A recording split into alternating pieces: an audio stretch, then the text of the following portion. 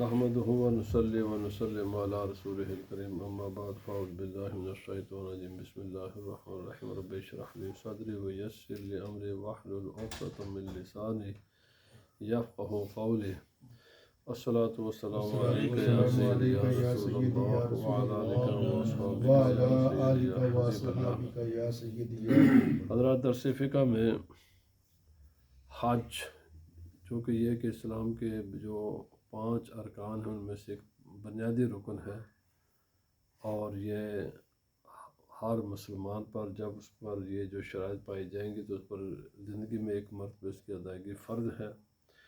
تو گزشتہ درس میں نے عرض کیا تھا کہ حج کی تعریف کیا ہے اور اس کے فرض ہونے کی شرائط کیا ہے۔ وہ گزشتہ درس میں یہ ساری چیزیں بیان ہو چکی ہیں، اور آج کے درس میں ہوگا کہ اس کے واجب جنہوں اس کو ادا کرنا اب واجب ہو چکا ہے اس کی شرائط کیا ہے۔ اس کا معنی کیا ہے کہ وجوب ادا کی شرائط، اس کا معنی یہ ہے کہ جب یہ شرطیں پائی جائیں گی تو حج ادا کرنا واجب ہو جائے گا۔ اگر تاخیر کرے گا تو گنہگار ہوگا، اور اگر اس کو موت آ گئی تو اس پر واجب ہے کہ وہ وصیت کر کے مرے کہ میری طرف سے کسی دوسرے آدمی کو حج کرانا ہے، اور وہ حج اس کے طریقے سے کروایا جائے گا کسی دوسرے آدمی کو۔ ترکہ تقسیم کرنے سے پہلے یہ رقم الگ کی جائے گی کسی کو حج کروانے کے لیے اس کی طرف سے۔ تو یہ ہے وہ شرائط کہ جب یہ پائی جائیں تو اب ان کے بعد جتنی دیر کو آدمی کرے گا اتنا ہی وہ ہاں البتہ یہ بات ہے کہ جب بھی جائے گا اس کا حج ادا ہی ہوگا، حج قضا نہیں ہوتا، لیکن تاخیر سے وہ آدمی ہوتا گنہگار ہے۔ اور میں نے ابھی عرض کر دیا اگر یہ شرائط پانے کے بعد بھی اس نے اگر حج ادا نہ کیا تو پھر اس کو موت اگر آ گئی تو اس پر واجب ہے کہ وہ وصیت کر کے مرے کہ میرے مال سے حج کروانا ہے میری طرف سے۔ اسی کو حج بدل کہتے ہیں۔ وشروط وجوب الاداء خمسۃ علی الاصح، صحیح اوپینین، صحیح جو رائے ہے اس کے مطابق وجوب ادا کی 5 شرطیں، 5 چیزیں پائی جائیں گی تو اب بھائی اب جاؤ حج کرو۔ اور جن چیزوں کو آج ہم نے بنایا ہوا ہے ذرا اس پر بھی غور و فکر کرے کہ کیا کہیں ان کا بھی ذکر ہے۔ جو بہانے آج ہم بناتے ہیں حج نہ کرنے کے، بھائی ان کا کہیں تو ذکر ہے کتابوں میں؟ بچی جوان ہے جی، میں نے بچے کی شادی کرنی ہے پھر میں حج پر جاؤں گا، یہ ہے جی وہ ہے جی، بھائی یہ چیزیں ان کا کوئی اعتبار نہیں، کچھ بھی نہیں ان چیزوں کا۔ بلکہ اگر انسان نے اپنا نکاح بھی کرنا ہے، اپنا بھی نکاح کا مسئلہ ہے، بچی کا تو دور کے مسئلہ ہے، بچے کا دور کا مسئلہ ہے، خود کا اپنا اس نے کرنا ہے تو بھائی یہ بھی نہیں کر سکتا، پہلے حج ہے اس کے بعد نکاح ہے اپنا بھی۔ وجوب وہ فرمایا وہ 5 ہیں۔ صحت البدن، پہلی شرط یہ ہے کہ اس کا بدن صحیح سلامت ہو۔ بدن کی صحت کا مطلب کیا ہے؟ آنکھیں اس کی کام کر رہی ہوں، نابینا ہے تو پھر اس پر حج ادا کرنا یعنی وہ واجب نہیں ہوگا، یا لولا لنگڑا ہو گیا ہے اس کی ٹانگیں نہیں کام کر رہی تو یہ اس کا مطلب ہے کہ ٹانگیں سلامت ہوں، آنکھیں اس کی سلامت ہوں، یہ صحت بدن، اور باقی جو جنرل جو اس کی ہیلتھ ہے وہ ٹھیک ہو۔ وَزَوَالُ الْمَانِعِ الْحِسِّ عَنِ الذِّهَابِ لِلْحَجِّ، کوئی ایسا مانع، حصی مانع نہ ہو جو حج پر جانے سے میں رکاوٹ بنے۔ مثلا حکومتیں کوٹا مقرر کر دیتی ہیں، آپ نے اپلیکیشن دی ہے لیکن جو سعودی حکومت نے پابندی لگائی ہے کہ اس ملک سے اتنے، اور وہ کوٹا مکمل ہو گیا اور آپ کو اس میں نام نہیں آیا، آپ کا جو ارادہ تھا جانے کا، لیکن حکومت کی طرف سے ایسی رکاوٹ پیدا ہو گئی ہے جیسے گزشتہ سال وہ کرونے کا مسئلہ آ گیا۔ ایسے اس قسم کے جو حصی موانع ہوں کہ حکومتیں پابندیاں، ایک آدمی کو حج تو اس پر ضروری ہے، وہ کسی جرم میں جیل میں چلا گیا ہے تو حکومت تو اس کو جیل سے باہر نہیں آنے دے گی۔ تو اس قسم کی اگر کوئی رکاوٹیں آ جائیں تو پھر وہ آدمی گنہگار نہیں ہوگا، اس نے اپنی طرف سے وہ تیار ہے، ریڈی ہے حج پر جانے کے لیے، لیکن کسی رکاوٹ کی وجہ سے وہ نہیں جا رہا۔ یا ابھی میں نے عرض کیا ٹانگ فریکچر ہو گئی ہے، تو ٹانگ کو مثلا بالکل ریڈی تھا، ٹانگ فریکچر ہو گئی ہے، آنکھ میں کوئی ایسی تکلیف ہو گئی ہے تو آنکھ کے بغیر تو انسان چل پھر نہیں سکتا، اس کی یا آنکھوں میں کوئی تکلیف ایسی ہو گئی ہے یا اس کی ٹانگ میں کوئی فریکچر آ گیا ہے، تو اب وہ کیسے طواف کرے گا، کیسے حج کے سارے مناسک ادا کرے گا؟ تو یہ اس قسم کے کوئی رکاوٹ آ جائے جو اس کے سفر میں رکاوٹ بنتی ہے، اس کے ہیلتھ یا حکومتوں کی پالیسیاں یا اس قسم کے اور بھی کوئی ایسے جینون جو ریزنز ہیں، تو یہ نہیں ہونے چاہیے۔ اگر ان میں سے کوئی چیز ہے تو پھر فوراً حج پر جانا آپ پر واجب نہیں ہے۔ اگر کوئی نہیں بھی جاتا تو وہ گنہگار نہیں ہوگا۔ مثلا اس نے اپلیکیشن دی ہے اصل حج ادا کرنے کے لیے، لیکن اس کا قرآن اندازی میں نام ہی نہیں آیا، تو اب اس صورت میں یہ گنہگار نہیں ہے۔ اور تیسری شرط ہے کہ امن الطریق، جس جہاز اس کا رہائش ہے وہاں سے لے کر خانہ کعبہ تک یہ راستہ ہے یہ پرامن ہو۔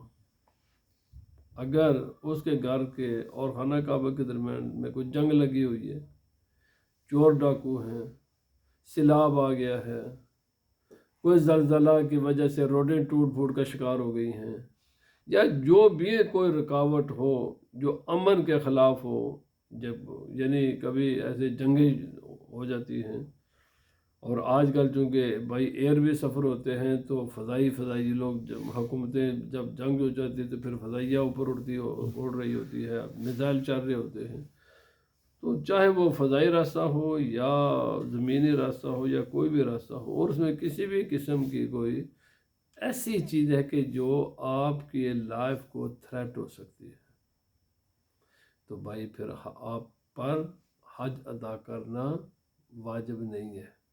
آپ ڈیلے کریں، اور یہ ڈیلے کرنے پر آپ گنہگار نہیں ہوں گے۔ انتظار کریں جب تک کہ یہ جو راستے پر امن ہو جائے۔ وعدم قیام العدہ، اور یہ خواتین پر یہ بھی پابندی ہے کہ جب وہ یعنی اگر نکلیں تو وہ عدت کی پوزیشن میں ہیں، جو چاہے عدت وفات ہو یا عدت طلاق ہو، کوئی بھی عدت ہے کسی بھی قسم کی، چونکہ عورت کے لیے ضروری فرض ہے کہ عدت شوہر کے گھر پر گزارے، مکمل کرے۔ آج کل طلاقیں بھی ہوتی ہیں، اسی وقت لوگ بھی اس کو عدت بیچنے کا مسئلہ بنا کر بچوں کو اٹھا کر لے جاتے ہیں اپنے ماں باپ کے گھر، یہ ناجائز ہے۔ چاہے عدت وفات کی ہو چاہے عدت طلاق کی ہو، یہ شوہر کے گھر پر، اور ان دنوں میں اس کے سارے اخراجات عورت کے پورے کرنے یہ مرد کی ذمہ داری ہوتی ہے، اور چونکہ عدت یہ مرد کا حق ہے تو یہ عورت کے لیے لازم ہے کہ وہ اپنے شوہر کے گھر پر رہے، وہاں پورے دن کرنے کے بعد عدت جب مکمل ہو جائے تو وہاں سے بلکہ اگر کوئی ایسی صورت بن جائے کہ وہ کہتی یا وہ عورت رہ سکتی یا مرد، تو شریعت کا مسئلہ یہ ہے کہ مرد کو اس گھر سے نکالا جائے گا، عورت نہیں گھر سے نکل سکتے۔ تو بھائی عورت حج کے لیے بھی اگر حج کے لیے نہیں جا سکتی تو باقی کسی سفر کے لیے کیسے کر سکتی ہے؟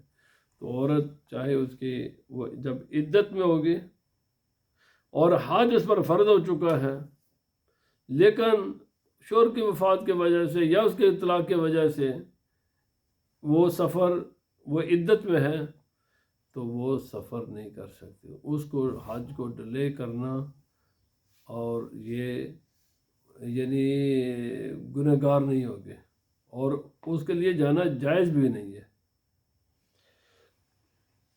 اور وخروج و محرم، عورت کے لیے حج کا ادا کرنا تب واجب ہوتا ہے کہ جب اس کے ساتھ کوئی محرم ہو۔ اگرچہ وہ رضاعت کے اعتبار سے ہو یا مساحرت۔ محرم کون ہوتے ہیں؟ محرم وہ لوگ ہوتے ہیں کہ جن کے ساتھ ہمیشہ ہمیشہ کے لیے نکاح حرام ہوتا ہے، جیسے بیٹا ہے، بھائی ہے، باپ ہے، چچا ہے اور دادا ہے، اسی طرح سسر ہے، ٹھیک ہے، تو یا رضاعی بھائی ہے۔ لیکن ان جو ہاں محرم عورت پر، اور محرم کا خرچہ بھی عورت نے دینا ہے۔ اگر وہ جانا چاہتی ہے یا تو لوگ خود ہی ارینج کر لیتے ہیں، بس وہ بھی جانا ساتھ چلے جائے کسی محرم کے ساتھ، لیکن اگر وہ فرق تب ہوگا کہ جب اس کے پاس دونوں کا خرچہ ہوگا، اپنا بھی اور محرم کا بھی۔ اگر محرم نہ لے تو وہ اس کی مرضی ہے، پھر اس کے بغیر بھی وہ جا سکتی ہے۔ اور محرم کا مسلم ہونا ضروری ہے کہ اس کا جو محرم ہے وہ مسلمان بھی ہو، غیر مسلم نہ ہو۔ اور مامون ہونا ضروری ہے کہ وہ فاسق فاجر نہ ہو، اعلانیہ شریعت کا باغی نہ ہو۔ جیس انسان، چونکہ عورت کے ساتھ محرم کی شرط شریعت نے اس لیے لگائی ہے کہ تاکہ عورت کی حفاظت ہو، فتنے سے وہ محفوظ رہے۔ تو جس انسان کو خدا کا خوف نہیں ہے، خدا کے نبی کا خوف نہیں ہے، اللہ اور اس کے رسول کی حیا نہیں ہے، شریعت کی حیا نہیں ہے، تو وہ اس کے ساتھ کیا حیا کرے گا؟ تو یہ تو مقصد یہ ہے کہ محرم کا باشرع ہونا ضروری ہے، اور اس کا ایک اوور حال، اس کا کریکٹر پاکیزہ ہونا ضروری ہے۔ اگر کسی کا محرم ہے لیکن وہ فاسق ہے، فاجر ہے، شریعت کی پابندی نہیں کرتا، شرعی احکام کا پابند نہیں ہے، تو ایسے مرد کے ساتھ، چاہے وہ انسان کا، عورت کا اپنا سگا بھائی کیوں نہ ہو، اپنا بیٹا کیوں نہ ہو، اپنا باپ کیوں نہ ہو، پھر بھی عورت کو جائز نہیں ہے کہ اس کے ساتھ وہ سفر کرے۔ محرم، صرف محرم ہونا کافی نہیں ہے، محرم کا مامون ہونا یہ شرط شریعت میں ہے کہ اس کا اوور آل جو کریکٹر ہے وہ اللہ رسول کے احکام کا پابند ہو اور خدا خوف ہو، شریعت کے احکام کی پابندی کرنے والا ہو۔ تب جو شریعت نے عورت کے ساتھ محرم کی جو شرط لگائی ہے، تب وہ مقاصد پورے ہوں گے نا۔ اگر وہ ایسا نہیں ہے تو وہ مقاصد ہی پورے نہیں ہوتے ہیں۔ لیکن یہ شرط ہر عورت کے لیے نہیں ہے۔ جو خواتین مکہ معظمہ میں آباد ہیں، یا جو خواتین جو ہل، یعنی وہ ہل تو نہیں ہے، اس میں بعض طویل راستے بھی، یعنی 3 دن کا راستہ جو شریعت نے مقرر کیا، تقریباً 60 میل خانہ کعبہ سے دور، اس کے اندر جو خواتین ہیں، جو لوگ آباد ہیں، ایسی خواتین کے لیے محرم کا ساتھ ہونا ضروری نہیں ہے۔ تقریباً 60 میل اندازہ لگا لیں، یا 98 کلومیٹر کے اندر جو خانہ کعبہ سے 98 میل کے اندر جو لوگ آباد ہیں، وہ خواتین محرم کے بغیر بھی سفر کر سکتی ہیں، کیونکہ 3 دن کا سفر کو اجازت ہے عورت کو۔ یہ تقریباً 60 میل ایک اندازے کے مطابق، یا تھوڑا سا کم ہے، تو یہ سفر عورت اکیلے بھی کر سکتی ہے۔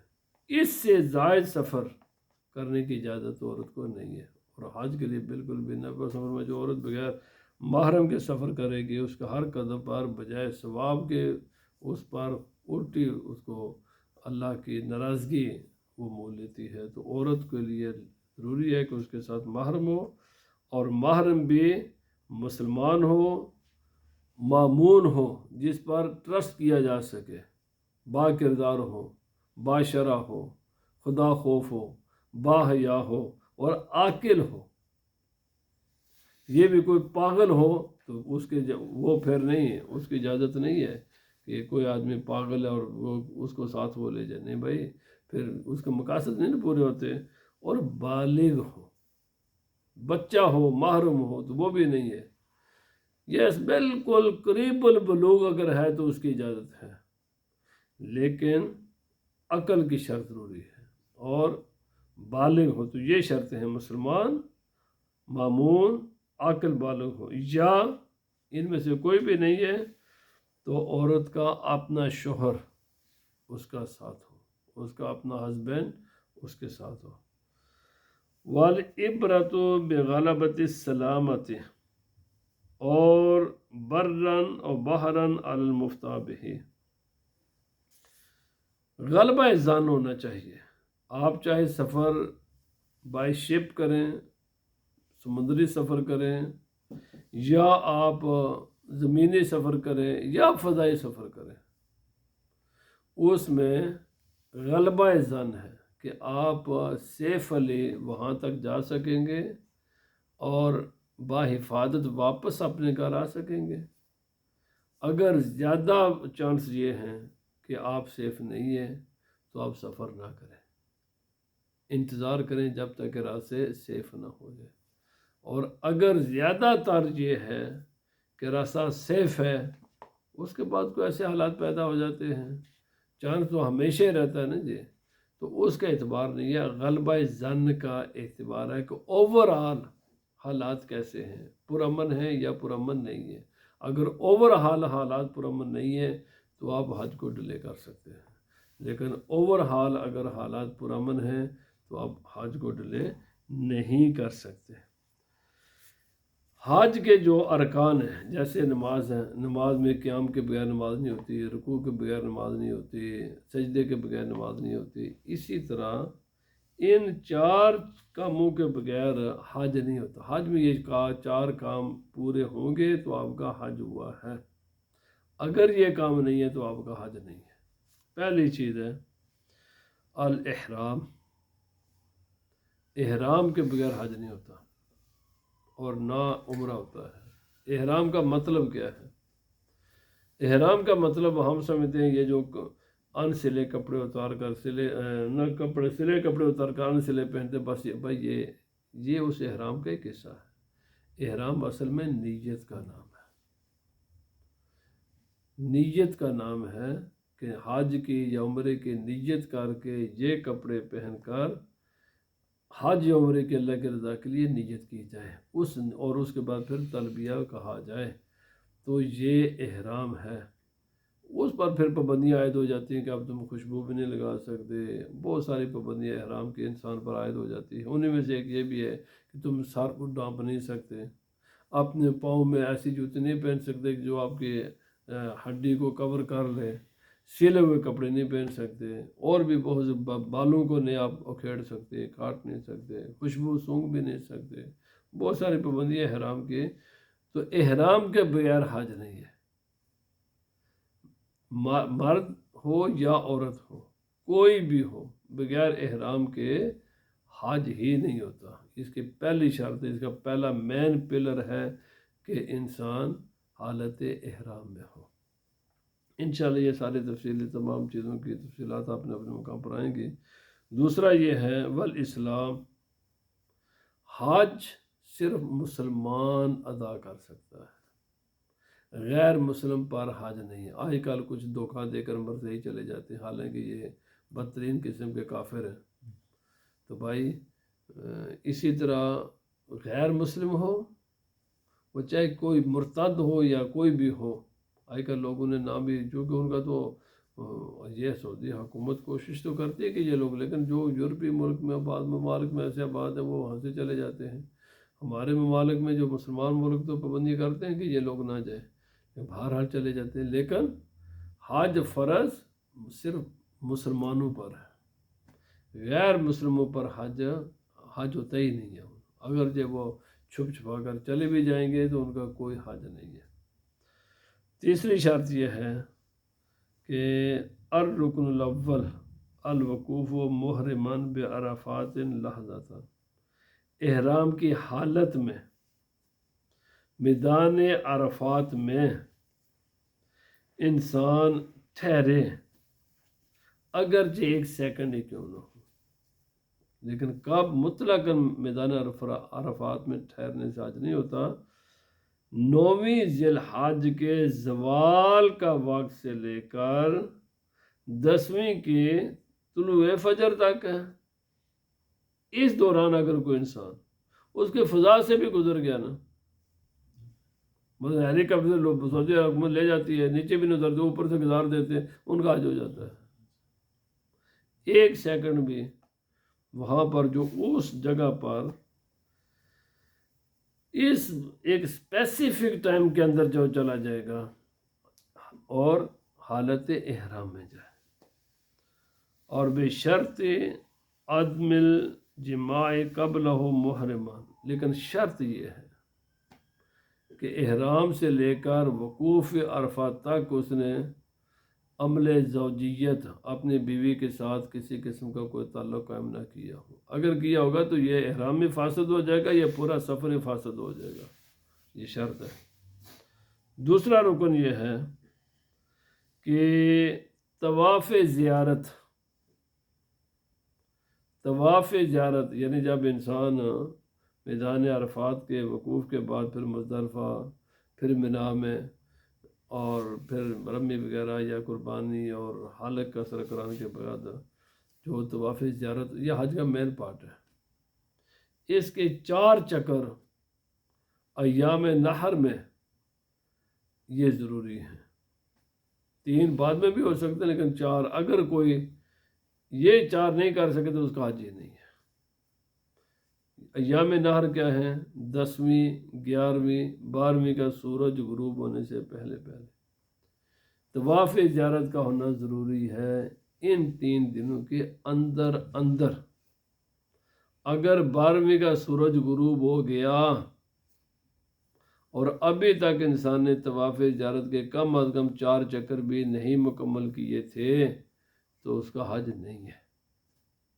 اور اگر یہ رہ گیا نا تو احرام کی پابندیاں فور لائف اس پر جاری رہیں گی، بہت ساری پابندیاں، احرام کی ساری پابندیاں بہت ساری پابندیاں تو ختم ہو جاتی ہیں منی میں، جب انسان رمی کرتا ہے، قربانی دیتا ہے اور حلق یا قصر کرتا ہے۔ لیکن طواف زیارت مکمل احرام کی پابندیاں تب اٹھتی ہیں کہ جب انسان طواف زیارت کرتا ہے۔ اس کی تفصیلات انشاءاللہ اپنے اپنے جگہ پر آتی جائیں گے۔ تو طواف زیارت کے بغیر یہ حج کے مین ارکان ہیں: احرام، اسلام، وقوف عرفہ، طواف زیارت، اور طواف زیارت کا ایام نحر میں ہونا۔ اگر کسی انسان نے 4 چکر مکمل کر لیے تھے اور اس کے بعد سورج غروب ہوا ہے 12ویں کا، تو اب یہ جو باقی 3 رہ گئے نا، یہ اس کے بعد بھی کر سکتا ہے۔ لیکن اگر 3 ابھی مکمل ہوئے تھے کہ سورج غروب ہو گیا تو اب یہ اس کا حج ہی ختم ہو گیا، اس کو دوبارہ حج کرنا پڑے گا۔ آئندہ سال پر فرض ہے کہ اپنا حج دوبارہ جا کر قضا کرے۔ تو یہ حج کے یعنی حج پر جانے سے پہلے ان تمام مسائل کو یاد رکھنا چاہیے کہ یہ حج کے، میں نے یہ عرض کیا کہ یہ فرض ہے، پلر ہے۔ جس طرح نماز میں رکوع رہ جاتا ہے تو نماز ہی ٹوٹ جائے گی، ختم ہو جائے گی، یا سجدہ ہی نہیں آدمی کرتا تو نماز نہیں ہوگی۔ اسی طرح باقی جو ان 4 چیزوں کے علاوہ وہ واجبات ہیں یا سنتیں ہیں یا مستحبات ہیں، ان کی کمی کو پورا کیا جا سکتا ہے، لیکن یہ جو 4 چیزوں کی کمی کوئی چیز پوری نہیں کرتے۔ کوئی انسان اگر میدان عرفات میں، اور ہمارے لوگ ان کو یاد رکھنا چاہیے، مسجد نمرہ وہ ساری کی ساری میدان عرفات میں نہیں ہے۔ ہمارے لوگ بڑے شوق کے ساتھ چلے جاتے ہیں، بھائی اگر علم نہیں ہے تو اس مسجد میں نہ جاؤ۔ ویسے تو ادھر انہوں نے سائن بھی لگائے ہوئے ہیں کہ بھائی یہ حصہ عرفات سے باہر ہے، مسجد نمرہ ساری عرفات میں نہیں، آدھی کچھ اس کا حصہ میدان عرفات کے اندر ہے، کچھ اس میدان عرفات کے باہر ہے۔ تو اس چاہ میں نہ چلے جاؤ کہ ہم جناب ادھر جا کر خطبہ سنیں گے اور نماز پڑھیں گے۔ بھائی بہتر یہ ہے کہ پھر اپنے میدان عرفات کے حدود کے اندر رہو، اور میدان وہاں جہاں بھی میدان عرفات میں بھی بعض ایسی جگہ کہ جہاں تم نہیں جا سکتے، وہاں انہوں نے حکومت نے بورڈ لگائے ہوئے ہیں۔ تو اگر تمہیں عربی یا انگلش آتی ہے تو ان بورڈوں کو بھی پڑھ لیا کرو کہ مجھے یہاں پر کھڑا ہونے کی اجازت بھی ہے کہ نہیں ہے۔ تو یہ مین چیز ہے۔ اور خاص کر کے جب کوئی آدمی حج کا ذہن بنا لے تو بہت ضروری ہے کہ وہ مسائل کو سیکھ کر جائے، بہت ضروری ہے۔ کم از کم جو حج کے فرائض ہیں، جو واجبات ہیں، یہ تو بہت ضروری ہے۔ جو مجھے الحمدللہ جب میں 2007 میں گیا تو پاکستان سے ایک فون مجھے آ گیا، جناب ہم نے مسئلہ پوچھنا، میں نے کیا 10ویں کی کوئی میرا خیال ہے 10-11 بجے تھے، اور میں آیا تو اس وجہ سے میں نہیں جا سکا، تو اب میں کیا کروں؟ میں نے اب کیا کریں آپ؟ اور میں تو تھا، یعنی وہ کر بھی سکتا تھا، ایسی بھی بات نہیں جو اس نے مجھے سٹوری سنائی، سستی، چونکہ علم نہیں ہے نا، لوگ سمجھے کیا ہوگا کیا نہیں ہوتا۔ میں نے کہا پھر آئندہ سال دوبارہ آؤ، اس کا یہی حل رہ گیا ہے، باقی کوئی حل نہیں۔ بھائی یہ جگہ مخصوص ہیں، وقت مخصوص ہے، اعمال مخصوص ہیں۔ حج کو یہ ٹورزم نہیں ہے، چلے ایسی جناب دوسرے ٹور پھر کے آ جاؤں گے۔ حج عبادت ہے، اس کا حکام ہے، مسائل ہیں اس کے بہت زیادہ، اور چونکہ زندگی میں یہ ایک مرتبہ ہونا ہوتا ہے، اس لیے عام لوگوں کو اس کا علم بھی نہیں ہوتا، اور جو جاتے ہیں اتنا پیسہ خرچ کرنے کے بعد بھی یہ توفیق نہیں کہ ہم کوئی حج عمرے کی کتاب کو ہی پڑھ لیں، اور لیکن پڑھنے سے بھی لوگوں کو جلدی جلدی سمجھ نہیں آتی، کیونکہ اس میں کچھ ایسی ٹرمیں ہیں کہ جو لوگ نہیں سمجھ سکتے جب تک کسی عالم کے پاس آپ اس کتاب کو نہ پڑھیں۔ بالکل یہ علماء کے پاس حج کے لیے جانے والوں کے لیے لازم ہے کہ وہ جانے سے پہلے کسی عالم کے پاس 1-2 مہینے بیٹھ کر سارے مسائل کو سیکھ لیں، کم از کم جو چیزیں فرض واجب ہے وہ تو سیکھیں۔ اللہ پاک ہمیں عمل کی توفیق دے۔